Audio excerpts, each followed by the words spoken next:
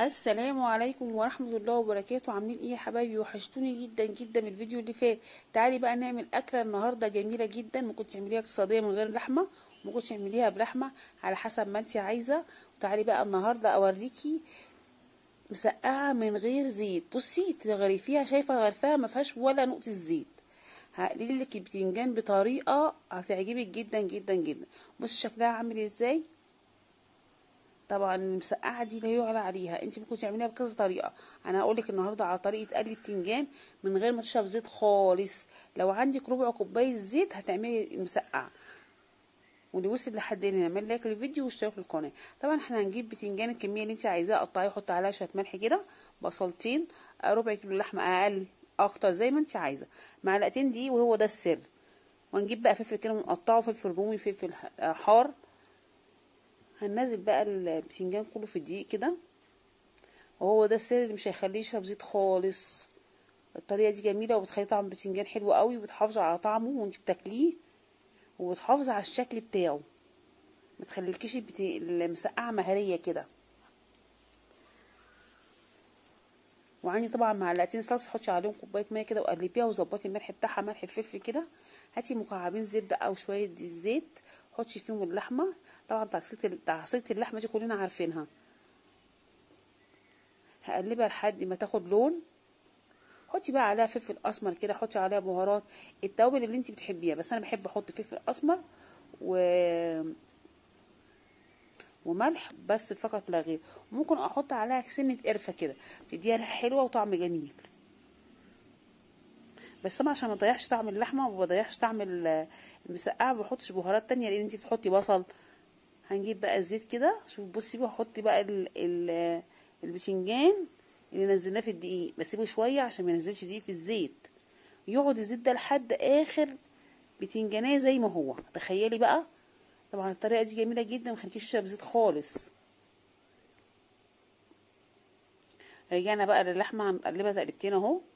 نزل بقى البصل.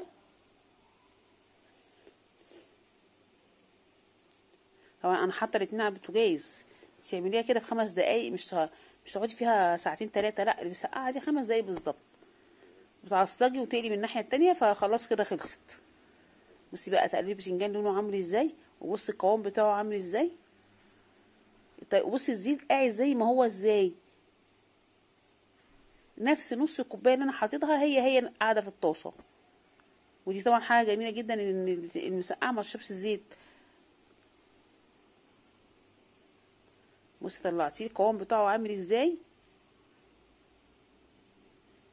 الدقيق ده خلى حتى البسنجانيه قاعده زي ما هي، مستويه وطعمها خطير، وممكن تاكليه كده كمان.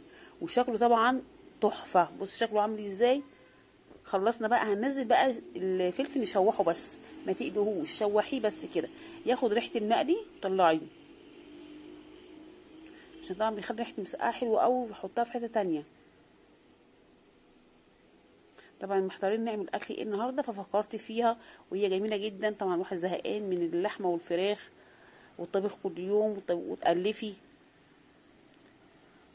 هجيب بقى جزر مبشور عندي في الفريزر، وفلفل كده، واحد فلفل قطعيه قلبيه على اللحمه، هيكتر لك اللحمه ويخلي طعمها جميل جدا. خلصنا اللحمه اهي. طبعا كنت عامله اقل من ربع كيلو لحمه. بصي البتنجان شكله خطير. وكوبايه الصلصه، طبعا دي كوبايه ميه وعليها 3 معالق صلصه كده حلوين قوي، وقلبيها وظبطي الملح والفلفل بتاعها. رصي بقى البتنجان بالطريقه اللي تعجبك. انا هرص نصه. حتى لما اكل البتنجان بقليه كده بالطريقه دي. هنزل بقى اللحمه المفرومه بتاعتي. طبعا بصي اللحمه عليها جزر وعليها فلفل، شكلها خطير وطعمها خطير جدا. نزلتها، وزعها بقى كويس. طبعا انت ممكن تعمليها من غير لحمه ومن غير اي حاجه، ولو عندك اي قطعه لحمه ممكن تعمليها، لو حتى هي اقل من ربع كيلو.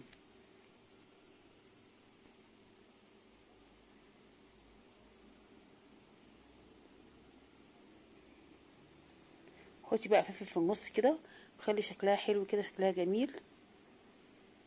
نزلي بقى كوبايه الصلصه بتاعتك. طبعا كوبايه الصلصه من غير اي حاجه، لان هي عليها بصل. طبعا اللحمه عليها بصل، فانتش محتاجه اي حاجه تانية. دخليها بقى الفرن كده ربع ساعه بالظبط، تطلع معاكي شكلها خطير وطعمها طبعا احلى.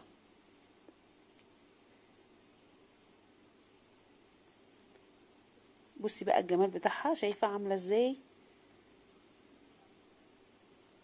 ولا اللحمه بقى بالجزر والفلفل كده طعمها وشكلها خطير.